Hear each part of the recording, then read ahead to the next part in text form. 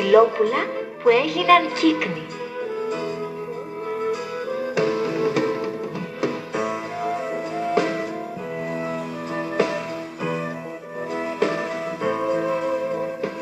Ζούσε κάποτε σε μια χώρα μακρινή ένας βασιλιάς που είχε 11 γιους και μια κόρη, την Ελίζα. Ζούσαν όλοι αγαπημένοι, ως την ημέρα που ο βασιλιάς ξαναπαντρεύτηκε, γιατί η μητέρα των παιδιών του είχε πεθάνει. Η δεύτερη γυναίκα του βασιλιά ήταν μια κακιά μάγισσα που δεν αγαπούσε καθόλου τα 11 βασιλόπουλα. Κάθε μέρα έλεγε στο βασιλιά πως τα βασιλόπουλα ήταν κακά παιδιά, πως δεν σέβονταν ούτε αυτήν ούτε τον πατέρα τους. Έτσι σιγά σιγά ο πατέρας τους δεν ενδιαφερόταν πια γι' αυτά και όταν έφυγε στον πόλεμο η γυναίκα του η μάγισσα βρήκε την ευκαιρία και τα μεταμόρφωσε σε κύκνους. Τα 11 βασιλόπουλα που έγιναν αγριόκυκνοι άνοιξαν τις φτερούγες τους, πέταξαν έξω από το ανοιχτό παράθυρο του παλατιού και χάθηκαν.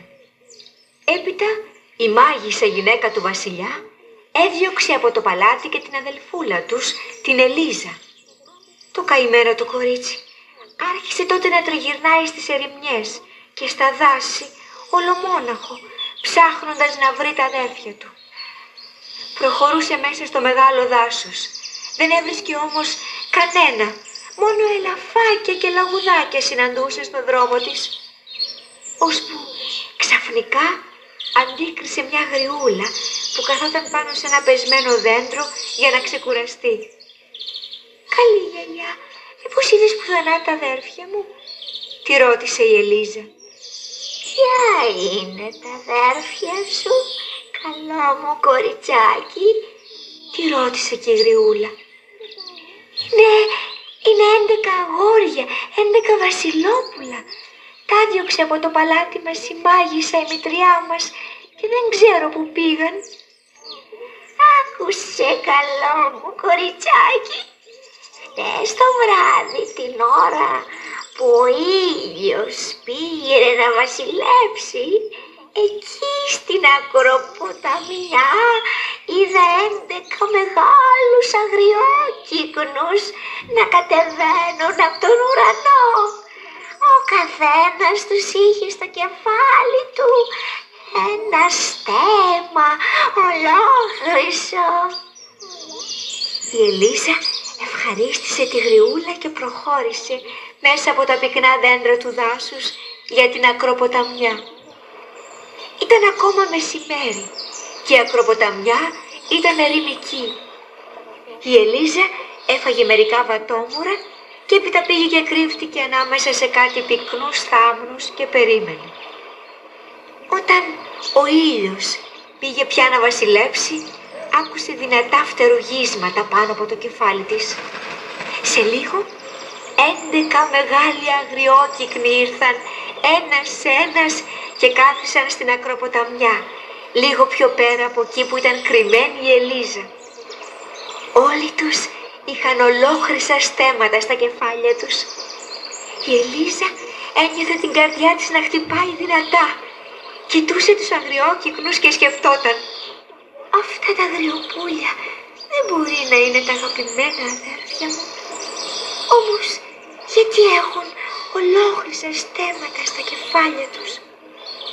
Εκείνη ακριβώς τη στιγμή ο ήλιος βασίλεψε για τα καλά και τότε μόνο μιας οι 11 αγριόκυκνοι πήραν ανθρώπινη μορφή και η Ελίζα είδε πως ήταν τα 11 βασιλόπουλα, τα αδέρφια της. Την άχτηκε αμέσως μέσα από τους θάμνους και έτρεξε κοντά τους. «Ελίζα, αγαπημένη μας αδελφούλα, πώς βρέθηκες εδώ?» τη ρώτησε παραξενεμένος αλλά και χαρούμενος ο μεγαλύτερος αδελφός της. «Έψαχνα να σας βρω, μα τι πάθατε, τι σας έκανα?» ρώτησε κλαίγοντας η Ελίζα. «Η κακιά μητριά μας έριξε μάγια πάνω μας και μας έκανε αγριόκυκνους. Μόνο όταν βασιλεύει ο ήλιος μπορούμε και ξαναγινόμαστε άνθρωποι. Όταν όμως βγαίνει ο ήλιος, γινόμαστε πάλι κύκνοι και πετάμε», της εξήγησε ο μεγάλος της αδερφός. «Πάρτε με και εμένα μαζί σας», παρακάλεσε η Ελίζα. Και βέβαια θα σε πάρουμε. Της υποσχέθηκαν τα αδέρφια της. Πραγματικά, όλη τη νύχτα κάθισαν και έπλεξαν ένα μεγάλο δίχτυ με καλάμια και τα ξημερώματα έβαλαν μέσα την αδερφή τους και πέταξαν ψηλά.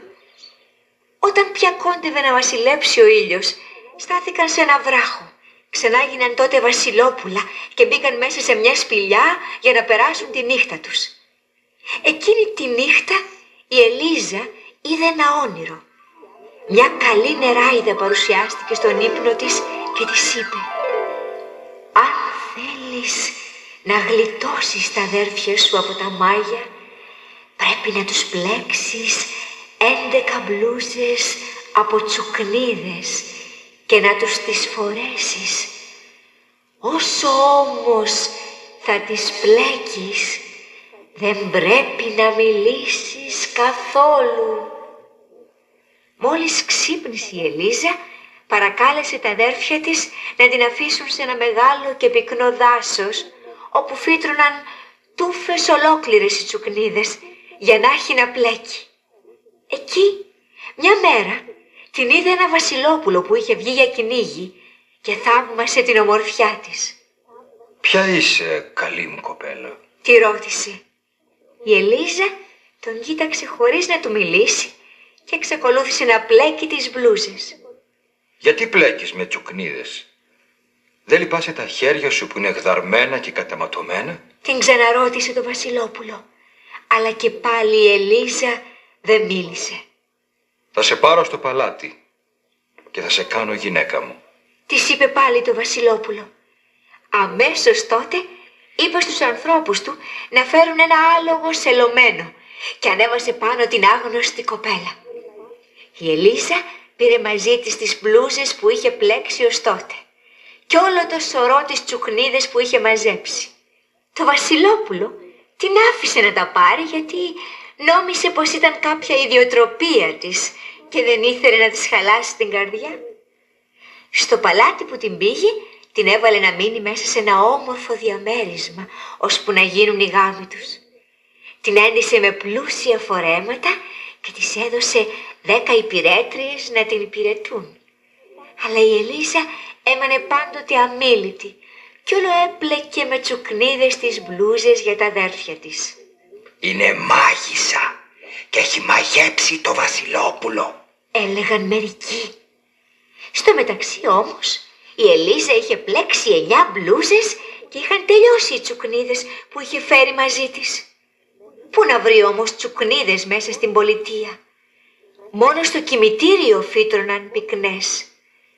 Και μια νύχτα η Ελίζα βγήκε κρυφά από το παλάτι, πήγε στο κημητήριο, μάζεψε τσουκνίδες ματώνοντας τα χέρια της και ξαναγύρισε πίσω.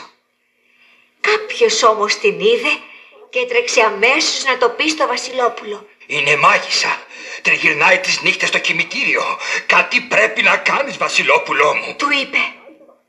Τότε και το βασιλόπουλο άρχισε να πιστεύει στα λόγια τους. Τη ρώτησε όμως γιατί τα έκανε όλα αυτά και τη ζήτησε να προσπαθήσει να του εξηγήσει. Εκείνη όμως συνέχισε να πλέκει δίχως να του ρίξει ούτε μια ματιά. Έτσι ο λαός την καταδίκασε να καεί στη φωτιά, σαν μάγισσα.